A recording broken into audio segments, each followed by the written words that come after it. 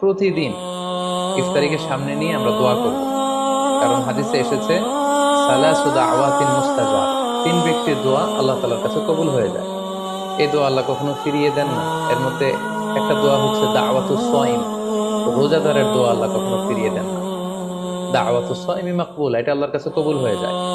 ঠিক ওই মুহূর্তটাতে আল্লাহ তাআলার সফট কর্নার খুব বেশি গ্রো করে, আল্লাহর রহমতের দরিয়ার মধ্যে একটা অভাবনীয় জোশ পড়ে যায়।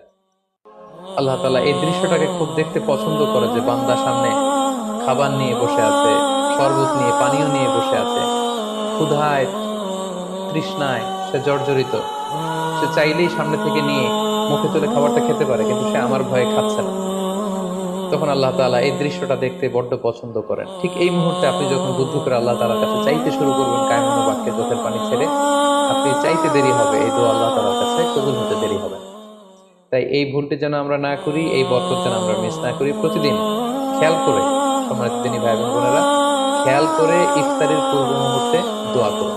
আপনার কি চাহিদা, আকুতি মিনতি আল্লাহর কাছে আছে, আপনি পেশ করুন।